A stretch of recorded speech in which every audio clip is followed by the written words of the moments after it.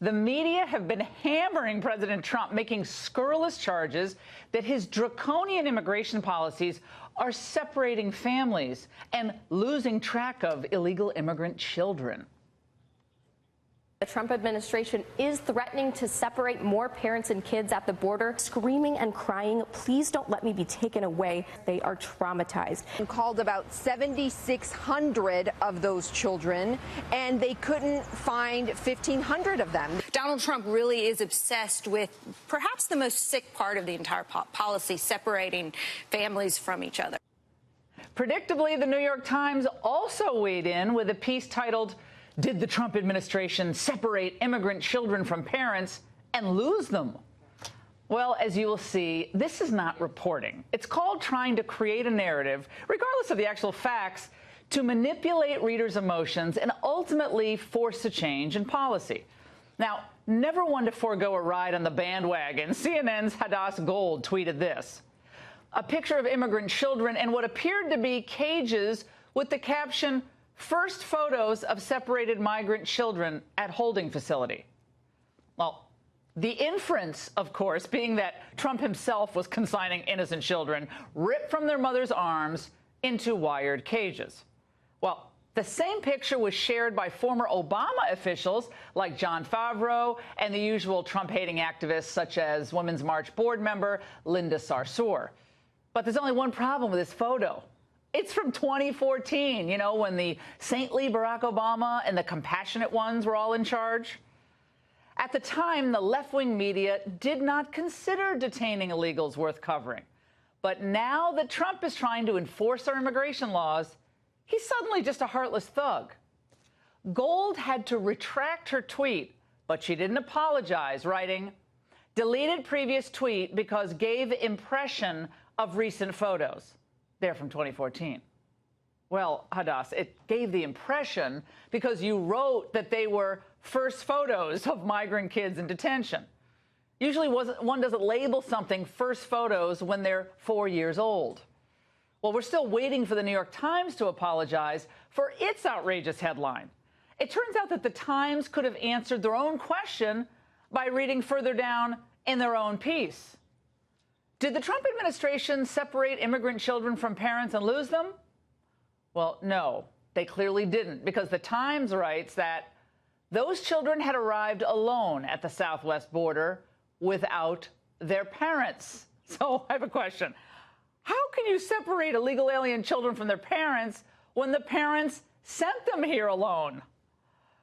Well, there is a glaring loophole in the immigration law that forbids Border Patrol from immediately deporting unaccompanied minors from Central America, non-contiguous countries. The illegals know this, so they abuse the system and, I would argue, endanger their children in the process. So what happens when an unaccompanied illegal minor, but remember, he or she could be 16, 17, or one day from his or her 18th birthday, by the way, crosses the border illegally?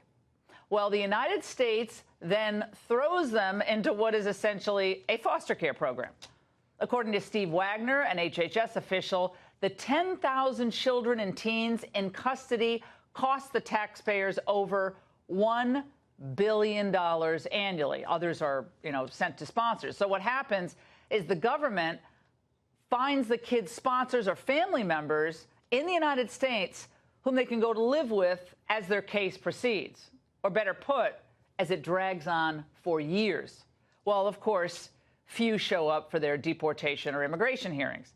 So, as they charge that the Trump administration lost 1,475 immigrant kids, they didn't lose anybody.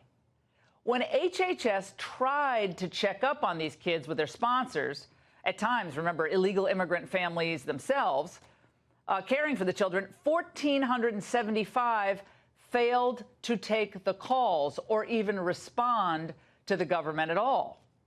So the immigrant kids aren't lost. Their sponsors just haven't connected with the HHS or made themselves available. But if the media, they want to misconstrue that as losing a kid, well, okay, let's do that for a moment. As hypothetically, let's just say that that's correct.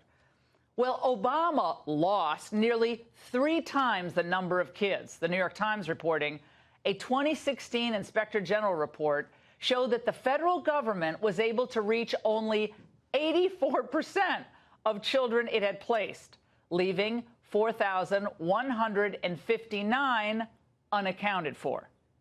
Well, correct me if I'm wrong, but I don't remember any media lashing out at Obama for losing kids or separating them from their families. In fact, Obama and his Homeland Security Secretary a few times tried to adopt a hard line on the unaccompanied minors when there was a huge rush at the border, as you recall, back in 2014. Our direct message to the families in Central America: do not send your children to the borders. If they do make it, they'll get sent back. Our message to those who are coming here illegally, to those who are contemplating coming here illegally into South Texas, is we will send you back. Oh, one problem: they couldn't be sent home. They couldn't be deported because of the insane immigration laws we currently have in place. By the way, which is why Trump is right. The law has to change. Congress must act, not only to end this unaccompanied minor loophole, but the catch and release program, as well as chain migration, asylum fraud, all of it.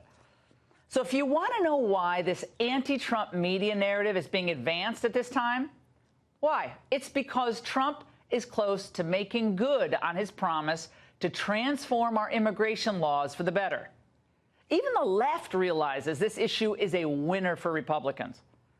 Tom Friedman, who is a favorite of the global elites, obviously New York Times bestselling author, even he this morning was recognizing this issue as a vulnerability for Democrats. I think there are several things that are true that Democrats have to wrestle with. We cannot take every immigrant in a world that is splitting between a world of order and disorder. Wow. Well, now is not the time to go wobbly on immigration or embrace some type of blanket amnesty. There is one point that the left and the right should be able to agree on, especially given the recent media indignation. We all want children to be together, unified with their parents. So let's make that happen in the country of their origin.